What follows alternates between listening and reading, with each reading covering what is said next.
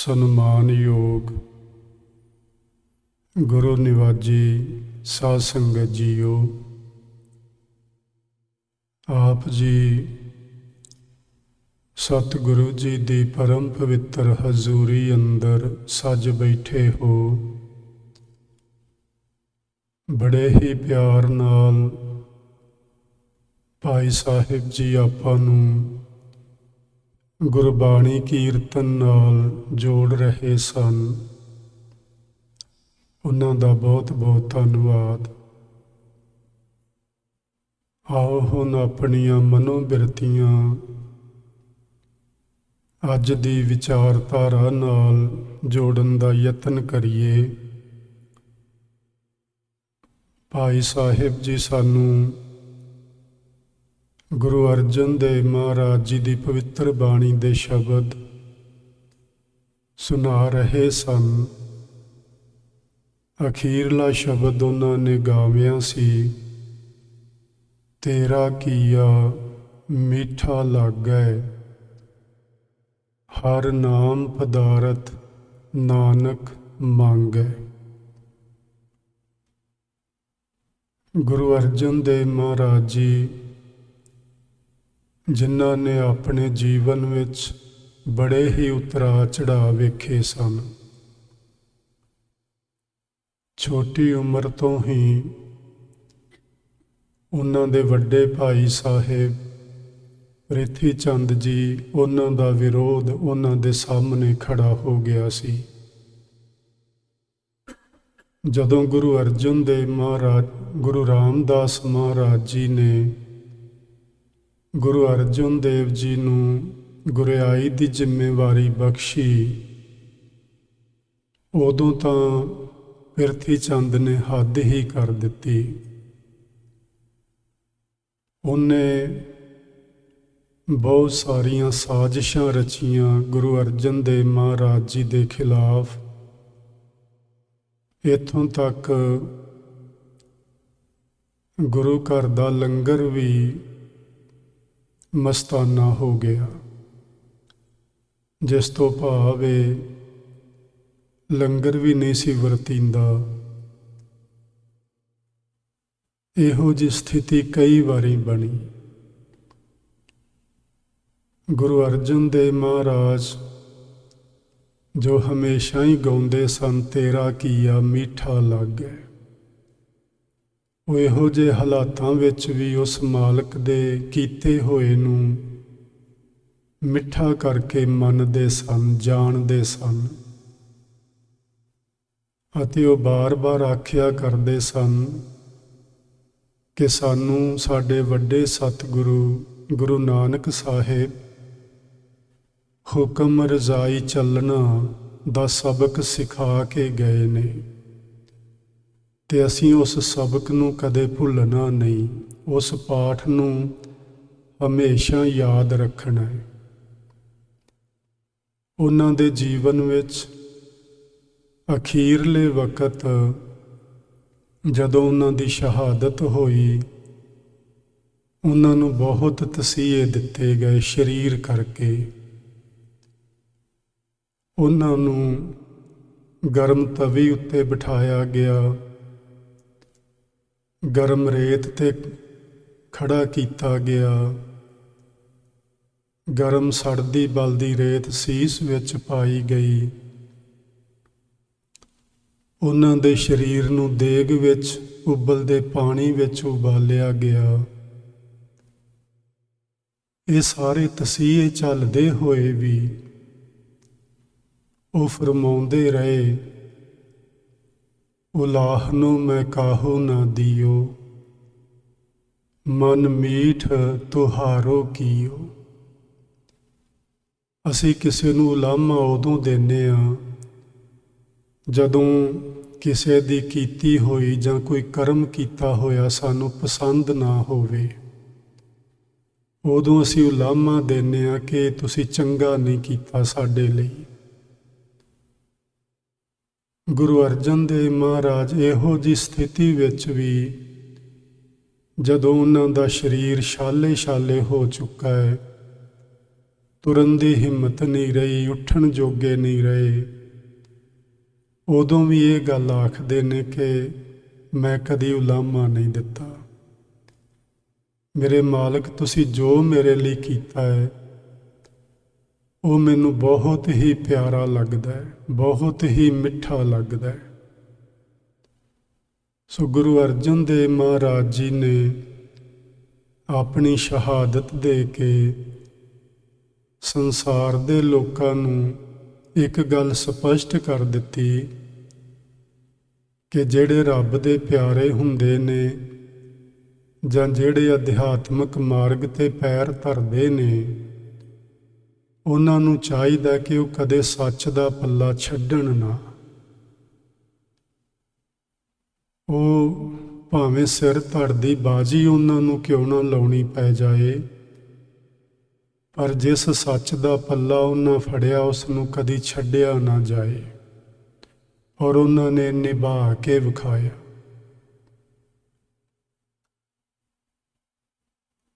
ਆਪਣੇ ਕੋਲ ਸਿੱਖ ਸਮਾਜ ਦੇ ਅੰਦਰ ਅੱਜ ਕੱਲ੍ਹ 2 ਕੈਲੰਡਰ ਚੱਲਦੇ ਨੇ, ਤੇ ਮੈਂ ਇਹ ਵੀ ਗੱਲ ਅਫਸੋਸ ਨਾਲ ਕਹਿਣਾ ਚਾਹੁੰਦਾ ਕਿ ਅਸੀਂ ਗੁਰੂ ਅਰਜਨ ਦੇਵ, ਗੁਰੂ ਨਾਨਕ ਦੇਵ ਮਹਾਰਾਜ ਦੇ ਸਿੱਖ ਅਖਵਾਉਂਦੇ ਹਾਂ ਸਾਰੇ ਹੀ ਲੋਕ, ਪਰ ਕੀ ਅਸੀਂ ਕੈਲੰਡਰ ਵੀ ਇੱਕ ਨਹੀਂ ਕਰ ਸਕਦੇ? ਇਹਦੇ 'ਚ ਕਿਹੜੀ ਏਡੀ ਵੱਡੀ ਸਾਡੇ ਵਾਸਤੇ ਕੋਈ ਮੁਸ਼ਕਿਲ ਖੜੀ ਹੋ ਜਾਏਗੀ ਵੀ ਜੇ ਅਸੀਂ ਇੱਕ ਕੈਲੰਡਰ ਨੂੰ ਮੰਨ ਲਿਆ? ਹੁਣ ਕੁਝ ਲੋਕ ਨੇ ਜਿਹੜੇ ਅੱਜ ਮਨਾ ਰਹੇ ਨੇ ਗੁਰੂ ਅਰਜਨ ਦੇਵ ਮਹਾਰਾਜ ਦਾ ਸ਼ਹੀਦੀ ਦਿਵਸ, ਜੋ SGPC ਦੇ ਕੈਲੰਡਰ ਮੁਤਾਬਕ ਹੈ, ਤੇ ਕੁਝ ਲੋਕਾਂ ਨੇ ਜਿਹੜਾ ਨਾਨਕਸ਼ਾਹੀ ਕੈਲੰਡਰ ਪੁਰੇਵਾਲ ਵਾਲਾ ਹੈ ਉਹਦੇ ਮੁਤਾਬਕ ਮਨਾਉਣਾ ਹੈ, ਤੇ ਉਹ 16 ਤਰੀਕ ਨੂੰ, 16 ਜੂਨ ਨੂੰ। ਸੋ ਕਿਸ ਤਰ੍ਹਾਂ ਅਸੀਂ ਜਿਵੇਂ ਆਪਸ ਵਿੱਚ ਵੰਡੇ ਜੇ ਗਏ ਹਾਂ, ਇੱਕੋ ਹੀ ਚੀਜ਼ ਹੈ। ਜੇ ਕੀ ਗੁਰੂ ਅਰਜਨ ਦੇਵ ਮਹਾਰਾਜ ਦੀ ਸ਼ਹਾਦਤ ਕਿਸੇ ਇੱਕੋ ਹੀ ਦਿਨ ਮਨਾਈ ਜਾਏ ਤੇ ਕੀ ਹੁੰਦਾ ਹੈ? ਦਿਨ ਕੋਈ ਵੀ ਹੋਵੇ, 3 ਜੂਨ ਹੋਵੇ, 16 ਹੋਵੇ, ਜਾਂ ਇਹਦੇ ਵਿਚਕਾਰ ਜੇ ਕੋਈ ਰੱਖ ਲਓ ਵੀ ਕਮ ਸੇ ਕਮ ਇੱਕ ਦਿਨ ਫਿਕਸ ਕਰ ਦਿਓ, ਪੱਕਾ ਕਰ ਦਿਓ ਵੀ ਉਹ ਕਦੇ ਨਹੀਂ ਬਦਲੇਗਾ, ਤੇ ਸਾਰੀ ਦੁਨੀਆ ਨੂੰ ਪਤਾ ਹੋਵੇ, ਸਾਰੇ ਲੋਕ ਉਸ ਦਿਨ ਦੀ ਛੁੱਟੀ ਕਰ ਸਕਦੇ ਨੇ, ਕੋਈ ਉਚੇਚੇ ਤੌਰ ਤੇ ਦੀਵਾਨ ਸਜਾਏ ਜਾ ਸਕਦੇ ਨੇ, ਕਿੰਨਾ ਕੁਝ ਕੀਤਾ ਜਾ ਸਕਦਾ ਹੈ। ਲੋਕਾਂ ਨੂੰ ਗੁਰੂ ਮਹਾਰਾਜ ਦੀ ਸ਼ਹਾਦਤ ਦਾ ਸੁਨੇਹਾ ਘਰ ਘਰ ਪਹੁੰਚਾਇਆ ਜਾ ਸਕਦਾ ਹੈ, ਪਰ ਐਸਾ ਕੁਝ ਹੋ ਹੀ ਨਹੀਂ ਰਿਹਾ। ਸਾਡੇ ਆਗੂਆਂ ਦੀ, ਮੈਨੂੰ ਆਖਣ ਦਿਓ ਜਰਾ, ਇਹਨਾਂ ਦੀ ਮੱਤ ਮਾਰੀ ਗਈ ਹੈ, ਇਹ ਟਿਕਾਣੇ ਨਹੀਂ ਆਉਣ ਵਾਲੀ। ਪਰਮਾਤਮਾ ਅੱਗੇ ਮੈਂ ਅਰਦਾਸ ਕਰਦਾ, ਹੇ ਵਾਹਿਗੁਰੂ, ਸਾਡੇ ਜਿਹੜੇ ਆਗੂ ਲੋਕ ਨੇ, ਵੱਡੀਆਂ ਸੰਸਥਾਵਾਂ ਉੱਤੇ ਬਿਰਾਜਮਾਨ ਨੇ, ਉਹਨਾਂ ਨੂੰ ਕੋਈ ਅਕਲ ਥੋੜ੍ਹੀ ਬਾਲੀ ਦਿਓ ਤਾਂ ਕਿ ਉਹ ਸਿੱਖ ਸਮਾਜ ਨੂੰ ਇੱਕ ਕੌਮੀ ਝੰਡੇ ਹੇਠਾਂ ਬਿਠਾ ਸਕਣ।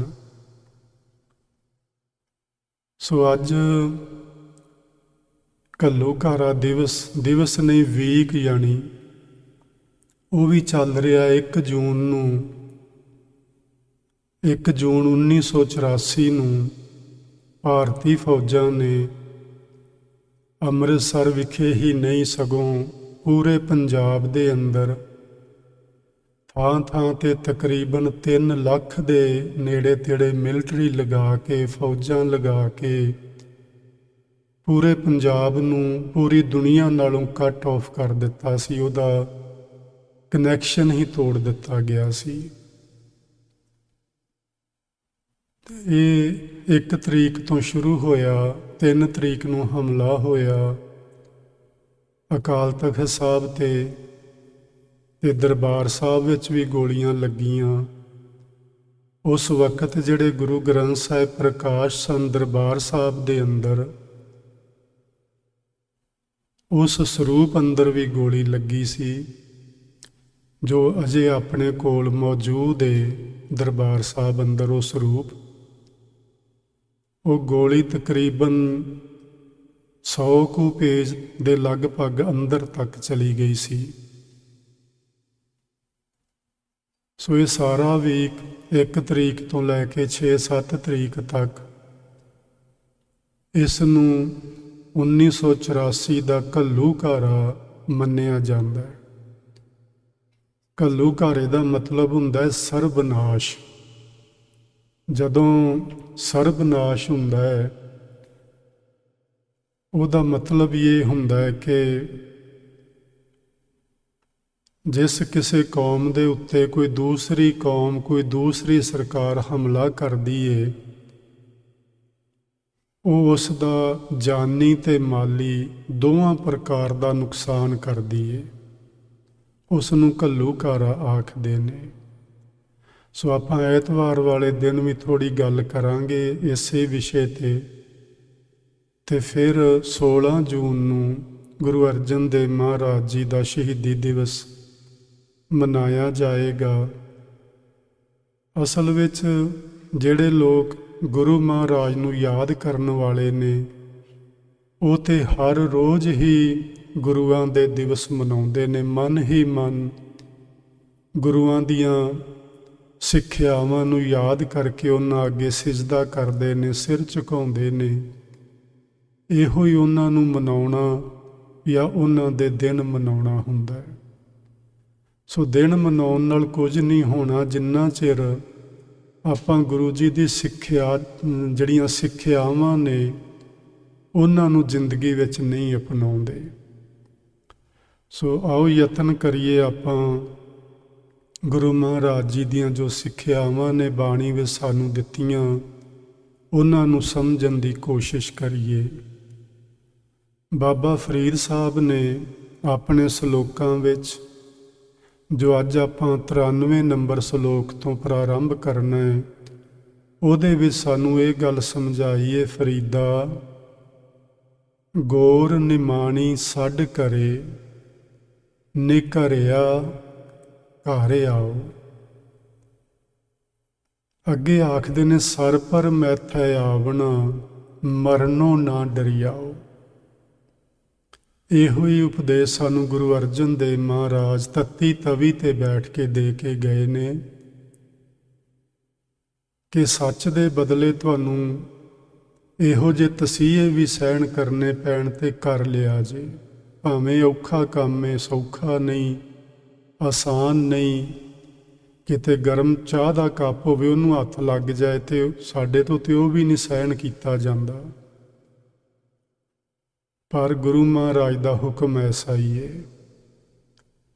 ਫਰੀਦ ਸਾਹਿਬ ਆਖਦੇ ਨੇ ਗੌਰ ਨਿਮਾਣੀ, ਵਿਚਾਰੀ ਗੌਰ। ਗੌਰ ਮੈਨੇ ਕਬਰ, ਜਿੱਥੇ ਇਸਲਾਮਿਕ ਲੋਕਾਂ ਨੂੰ ਦਫਨ ਕੀਤਾ ਜਾਂਦਾ ਹੈ ਉਹਨਾਂ ਦੇ ਮਰਨ ਤੋਂ ਜਾਂ ਸਰੀਰ ਤਿਆਗਣ ਤੋਂ ਬਾਅਦ। ਉਹ ਵਿਚਾਰੀ ਕਬਰ ਛੱਡ ਕਰੇ। ਛੱਡ ਦਾ ਮਤਲਬ ਹੈ ਸੱਦਾ ਦਿੰਦੀ ਹੈ। ਸੱਦਾ ਕੀ ਦਿੰਦੀ ਹੈ? ਨਿਕਰਿਆ ਘਰ ਆਓ। ਅਸੀਂ ਸਾਰੇ ਅਸਲ ਵਿੱਚ ਆਪਣੇ ਘਰ ਤੋਂ ਦੂਰ ਹਾਂ ਤੇ ਸਾਡਾ ਅਸਲੀ ਘਰ ਉਹ ਹੀ ਹੈ ਜਿੱਥੇ ਜਾ ਕੇ ਆਪਾਂ ਸਦਾ ਲਈ ਟਿਕ ਜਾਣਾ ਹੈ। ਫਿਰ ਉੱਥੋਂ ਸਾਨੂੰ ਕੋਈ ਨਹੀਂ ਹਿਲਾਏਗਾ। ਕਬਰ ਵਿੱਚ, ਮੜੀ ਵਿੱਚ, ਸੰਸਕਾਰ ਵਿੱਚ, ਜਿੱਥੇ ਜਾ ਕੇ ਸਾਡੇ ਸਰੀਰ ਦਾ ਅੰਤ ਹੋ ਜਾਂਦਾ ਹੈ। ਅਸੀਂ ਸਾਰੀ ਜ਼ਿੰਦਗੀ ਘਰੋਂ ਬਾਹਰ ਫਿਰਦੇ ਹਾਂ ਤੇ ਉਹ ਵਿਚਾਰੀ ਕਬਰ ਆਵਾਜ਼ਾਂ ਮਾਰਦੀ ਏ ਕਿ ਆਪਣੇ ਘਰ ਵਾਪਸ ਆ ਜਾਓ। ਜਿਸ ਦਾ ਮਤਲਬ ਇਹ ਹੈ ਕਿ ਵੈਸੇ ਕੋਈ ਕਬਰ ਸਾਨੂੰ ਆਵਾਜ਼ਾਂ ਨਹੀਂ ਮਾਰਦੀ। ਬਾਬਾ ਫਰੀਦ ਸਾਹਿਬ ਸਾਨੂੰ ਇੱਕ ਸੁਨੇਹਾ ਦੇਣਾ ਚਾਹੁੰਦੇ ਨੇ ਕਿ ਆਖਰ ਨੂੰ ਅਸੀਂ ਸਭਨਾਂ ਨੇ ਉੱਥੇ ਹੀ ਜਾਣਾ ਹੈ। ਉਹੋ ਹੀ ਸਾਡਾ ਸੱਚਾ ਘਰ ਹੈ। ਤੇ ਜੇ ਉੱਥੇ ਹੀ ਜਾਣਾ ਹੈ ਤੇ ਉਸ ਥਾਂ ਨੂੰ ਵਿਸਾਰਿਆ ਕਿਉਂ ਹੈ, ਭੁਲਾਇਆ ਕਿਉਂ ਹੈ? ਸੱਚ ਜਾਣਿਆ ਜੇ ਆਪਾਂ ਨੂੰ ਉਹ ਗੱਲ ਯਾਦ ਰਵੇ, ਕਬਰ ਵਾਲੀ, ਮੜੀਆਂ ਵਾਲੀ, ਜਿੱਥੇ ਸੰਸਕਾਰ ਹੋਣਾ ਹੈ ਸਾਡਾ, ਅਸੀਂ ਜ਼ਿੰਦਗੀ 'ਚ ਕਦੀ ਕੋਈ ਮਾੜਾ ਕਰਮ ਨਹੀਂ ਕਰ ਸਕਦੇ। ਜੇ ਸਾਨੂੰ ਇੰਨਾ ਪਤਾ ਲੱਗ ਜਾਏ ਕਿ ਸਾਡੀ ਜ਼ਿੰਦਗੀ ਦਾ ਸਾਨੂੰ ਪਤਾ ਹੀ ਨਹੀਂ, ਅੱਜ ਹੀ ਸ਼ਾਮ ਨੂੰ ਅਸੀਂ ਉੱਥੇ ਪਹੁੰਚ ਜਾਣਾ ਹੈ, ਤੇ ਕੀ ਜਿੰਨਾ ਕੁ ਵਿੱਚ ਵਕਬਾ ਹੈ ਕਿ ਅਸੀਂ ਕੁਝ ਗਲਤ ਕਰਾਂਗੇ? ਕਦੇ ਵੀ ਨਹੀਂ, ਆਪਾਂ ਸੋਚ ਵੀ ਨਹੀਂ ਸਕਦੇ। ਅਸੀਂ ਉੱਤੋਂ ਕਹਿ ਰਹੇ ਹਾਂ ਕਿ ਜ਼ਿੰਦਗੀ ਦਾ ਕੀ ਪਤਾ ਹੈ ਜੀ, ਅਗਲਾ ਸਾਹ ਆਉਣਾ ਹੈ ਕਿ ਨਹੀਂ ਆਉਣਾ, ਕਦੋਂ ਮਰ ਜਾਣਾ ਹੈ ਜੀ, ਕੀ ਪਤਾ ਹੈ। ਪਰ ਇਹ ਗੱਲ ਸਾਡੇ ਮਨੋਂ ਨਹੀਂ ਉੱਠ ਰਹੀ ਅਜੇ, ਉੱਤੋਂ ਕਹਿ ਰਹੇ ਹਾਂ। ਜਿੱਦਣ ਇਹ ਗੱਲ ਸਾਡੇ ਮਨੋਂ ਉੱਠੇਗੀ, ਫਿਰ ਸਭ ਲੋਭ ਲਾਲਚ ਬੰਦ ਹੋ ਜਾਣਗੇ, ਸਭ ਬੁਰਾਈਆਂ, ਸਭ ਐਬ, ਸਭ ਗੁਨਾਹ ਖਤਮ ਹੋ ਜਾਣਗੇ। ਅਸੀਂ ਕਿਸੇ ਨਾਲ ਲੜਾਈ ਝਗੜਾ ਨਹੀਂ ਕਰਾਂਗੇ, ਕਿਸੇ ਦਾ ਵੈਰ ਵਿਰੋਧ ਨਹੀਂ ਕਰਾਂਗੇ, ਕਿਸੇ ਨਾਲ ਨਫ਼ਰਤ ਨਹੀਂ ਕਰਾਂਗੇ, ਅਸੀਂ ਕਿਸੇ ਦਾ ਫਿਰ ਹੱਕ ਨਹੀਂ ਮਾਰਾਂਗੇ। ਸਾਨੂੰ ਪਤਾ ਹੋਏਗਾ ਕਿ ਪਤਾ ਹੀ ਨਹੀਂ ਕਦੋਂ ਅਗਲਾ ਸਾਹ ਆਉਣਾ ਹੈ ਕਿ ਨਹੀਂ ਆਉਣਾ, ਫਿਰ ਕਾਹਦੇ ਲਈ ਕਰੀਏ ਕੁਝ ਮਾੜਾ। ਸੋ ਇਹ ਸੁਨੇਹਾ ਸਾਨੂੰ ਬਾਬਾ ਫਰੀਦ ਜੀ ਦਿੰਦੇ ਨੇ ਤੇ ਕਹਿੰਦੇ ਨੇ ਕਿ ਕਬਰ ਇਹ ਗੱਲ ਕਹਿੰਦੀ ਹੈ, ਸਰ ਪਰ ਮੈਥੈ ਆਵਣਾ। ਇਹ ਦੁਨੀਆ ਦੇ ਲੋਕੋ, ਸਰ ਪਰ ਦਾ ਮਤਲਬ ਹੁੰਦਾ ਹੈ ਹਰ ਹਾਲਤ ਵਿੱਚ। ਮੈਥੇ ਦਾ ਮਤਲਬ ਇਹ ਦੋ ਸ਼ਬਦ ਨੇ, ਮੈਂ ਜਮਾ ਹੈ, ਮੇਰੇ ਕੋਲ, ਵੀ ਤੁਸੀਂ ਮੇਰੇ ਕੋਲ ਹੀ ਆਉਣਾ ਹੈ, ਹਰ ਹਾਲਤ ਵਿੱਚ ਆਉਣਾ ਹੈ। ਸਿਆਣੇ ਲੋਕ ਕਹਿੰਦੇ ਨੇ ਸਾਡੀ ਜ਼ਿੰਦਗੀ ਦਾ ਜਿਹੜਾ ਸਫ਼ਰ ਹੈ ਨਾ, ਇਹ ਦੋ ਤਰ੍ਹਾਂ ਦਾ ਹੈ। ਸਫ਼ਰ ਅੰਗਰੇਜ਼ੀ ਵਾਲਾ ਨਹੀਂ, ਸਫ਼ਰ ਪੰਜਾਬੀ ਵਾਲਾ, ਯਾਤਰਾ। ਸਾਡੀ ਇਹ ਯਾਤਰਾ ਦੋ ਤਰ੍ਹਾਂ ਦੀ ਹੈ, ਇੱਕ ਸਰੀਰਕ ਤੇ ਇੱਕ ਆਤਮਿਕ।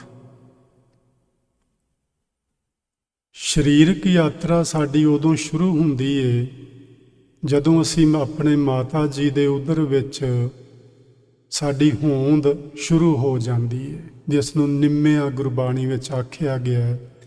ਜਦੋਂ ਜੀਵ ਮਾਤਾ ਦੇ ਉਦਰ ਵਿੱਚ ਪ੍ਰਫੁੱਲਤ ਹੋਣਾ ਸ਼ੁਰੂ ਹੁੰਦਾ ਹੈ, ਉੱਥੋਂ ਸਾਡੀ ਸਰੀਰਕ ਯਾਤਰਾ ਸ਼ੁਰੂ ਹੁੰਦੀ ਹੈ।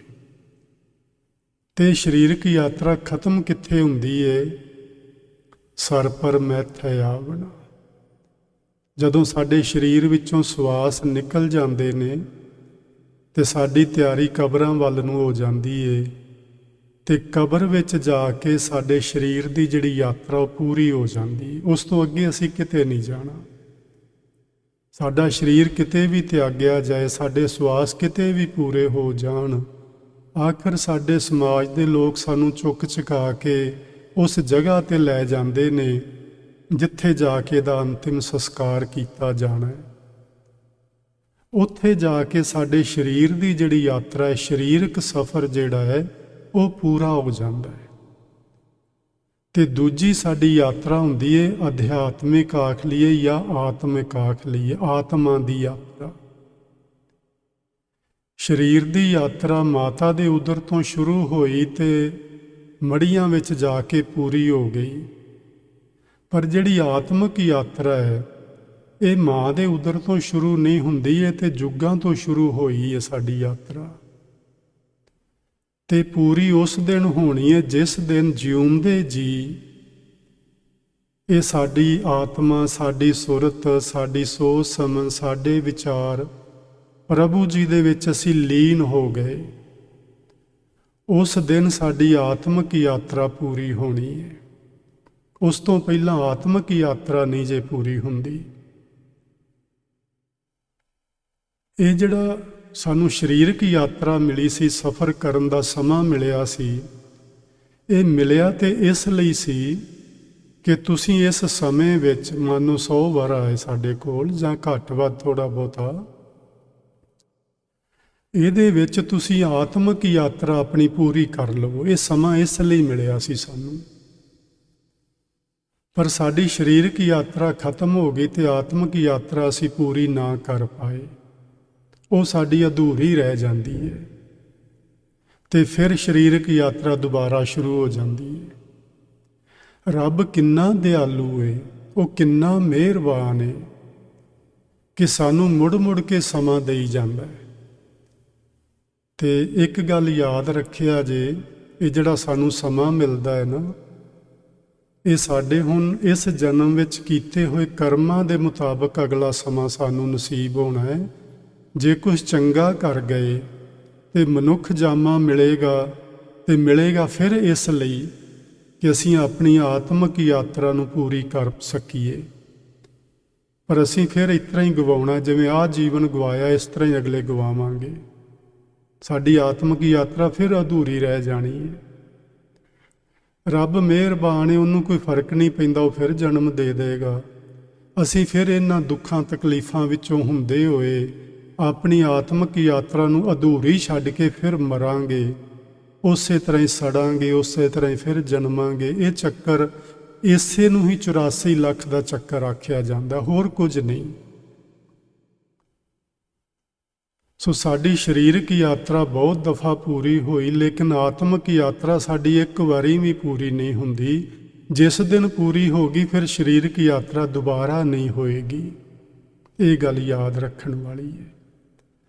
ਹੁਣ ਫਰੀਦ ਸਾਹਿਬ ਆਖਦੇ ਨੇ, ਸਰ ਪਰ ਮੈਥ ਹੈ ਆਵਣਾ। ਉਹ ਕਹਿੰਦੇ ਨੇ ਕਬਰ ਤੁਹਾਨੂੰ ਆਵਾਜ਼ਾਂ ਦੇ ਰਹੀ ਹੈ, ਕਬਰ ਤੁਹਾਨੂੰ ਚੇਤਾ ਕਰਾ ਰਹੀ ਹੈ, ਯਾਦ ਕਰਵਾ ਰਹੀ ਹੈ ਕਿ ਤੁਸੀਂ ਹਰ ਹਾਲਤ ਵਿੱਚ ਆਖਰ ਨੂੰ ਮੇਰੇ ਕੋਲ ਹੀ ਆਉਣਾ ਹੈ। ਮਰਨੋਂ ਨਾ ਡਰਿਆ ਹੋ, ਫਿਰ ਮਰਨ ਤੋਂ ਨਾ ਡਰਿਆ ਕਰੋ, ਮੌਤ ਤੋਂ ਨਾ ਡਰਿਆ ਕਰੋ। ਇਹ ਅਟੱਲ ਸਚਾਈ ਹੈ, ਇਹ ਵਾਪਰਨ ਵਾਲੀ ਘਟਨਾ ਹੈ। ਇਸ ਤੋਂ ਬਿਨਾਂ ਹੋਰ ਕੁਝ ਹੁੰਦਾ ਹੀ ਨਹੀਂ। ਜਨਮੰ ਤਾਂ ਮਰਨੰ, ਜਨਮ ਹੋਇਆ ਤੇ ਮਰਨ ਹੋਣਾ ਹੈ, ਮਰਨ ਹੋਇਆ ਹੈ ਤੇ ਜਨਮ ਹੋਣਾ ਹੈ। ਇਹ ਦੋ ਚੀਜ਼ਾਂ ਹਮੇਸ਼ਾ ਚੱਲਣਗੀਆਂ ਜਦੋਂ ਤੱਕ ਅਸੀਂ ਆਪਣਾ ਆਤਮਿਕ ਸਫ਼ਰ ਪੂਰਾ ਨਹੀਂ ਕਰ ਲੈਂਦੇ। ਸੋ ਇਹ ਸਫ਼ਰ ਜੀ ਸਾਨੂੰ ਪੂਰਾ ਕਰਨ ਵਾਸਤੇ ਗੁਰਬਾਣੀ ਬਾਰ-ਬਾਰ ਇਹ ਗੱਲ ਸਮਝਾ ਰਹੀ ਹੈ ਕਿ ਇਸ ਸਫ਼ਰ ਨੇ ਪੂਰਿਆ ਹੋਣਾ ਹੈ। ਸਾਸ ਸਾਸ ਸਿਮਰੋ ਗੋਬਿੰਦ।